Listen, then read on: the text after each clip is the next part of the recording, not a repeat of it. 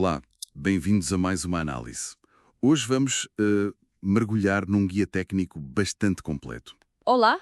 A ideia é perceber como diagnosticar e, quem sabe, resolver alguns problemas comuns dos nossos computadores. Exato. Vamos tentar desmistificar umas quantas coisas, partilhar umas dicas práticas, coisas que podem poupar tempo, dinheiro e talvez uma ida desnecessária ao técnico. E é curioso que o guia que vimos sugere que, uns 40% dos problemas têm soluções básicas. Quase metade. Sim, coisas que às vezes nem nos lembramos verificar.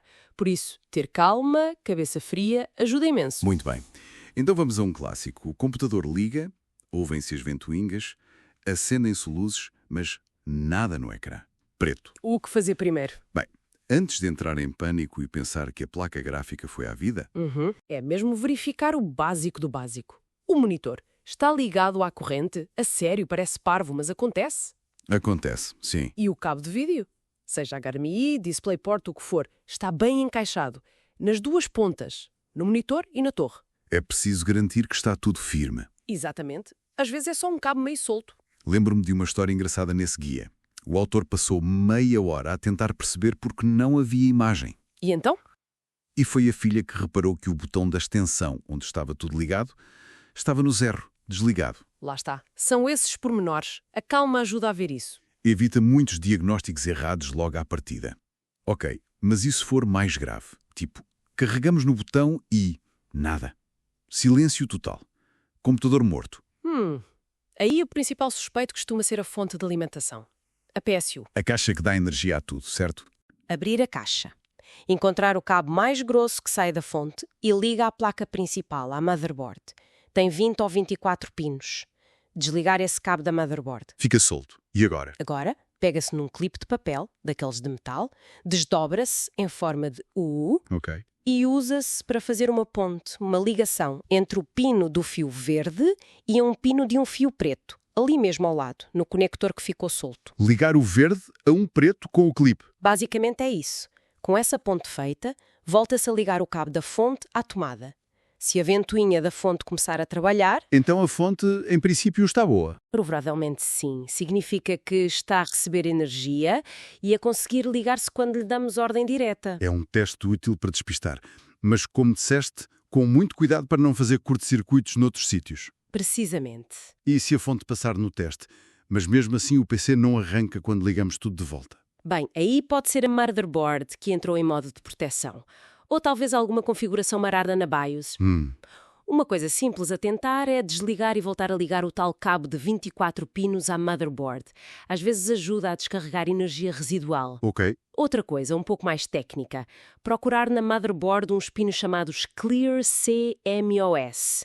Geralmente são 3 pinos com uma pequena peça de plástico, um jumper, a ligar 2 deles. Já vi isso. Com o PC desligado da corrente, muda-se esse jumper para ligar os outros 2 pinos durante uns segundos e depois volta-se a pôr como estava. E o que isso faz? Isso força a BIOS, que é o sistema básico de arranque, a voltar às configurações de fábrica. Pode desbloquear a situação. E tirar a pilha da motherboard pode não ser suficiente para fazer este reset completo. Atenção. Importante saber isso.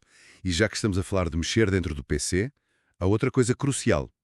A eletricidade estática. Ui, fundamental.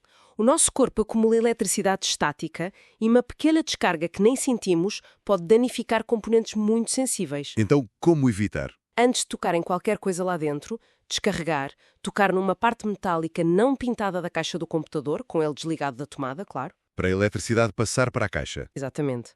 O ideal mesmo é usar uma pulseira antistática, ligada à caixa.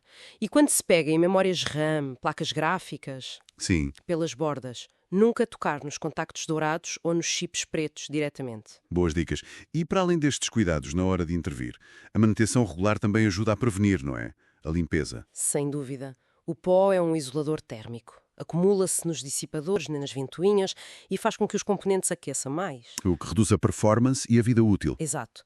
Uma limpeza regular com ar comprimido ou mesmo um pincel macio, uma escova de dentes velha e limpa, faz maravilhas. Nas ventoinhas, nos dissipadores. E nos contactos das memórias, por exemplo? Sim, se for preciso, pode-se passar com cuidado uma borracha de lápis branca e macia nos contactos dourados e depois limpar bem os resíduos. Ou usar álcool isopropílico numa cotonete. E já que falaste em dissipadores, a massa térmica.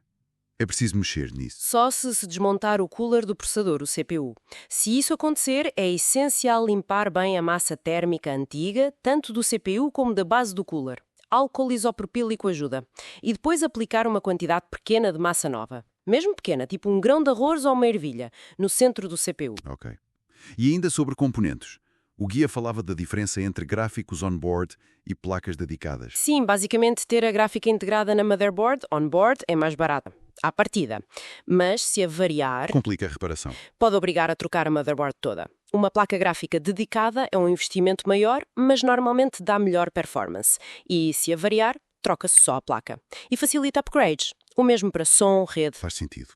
Portanto, para recapitular, muitos problemas podem ter soluções simples que começam por verificações básicas. Exato. Uma abordagem calma e metódica é chave. Fundamental. E cuidados com a eletricidade estática ao pôr as mãos na massa. Essencial para não causar mais estragos. Perfeito. Acho que cobrimos os pontos principais. Sim. E talvez fique uma reflexão, não é? Para além dos computadores, que outras tecnologias que usamos todos os dias nos parecem caixas pretas assustadoras?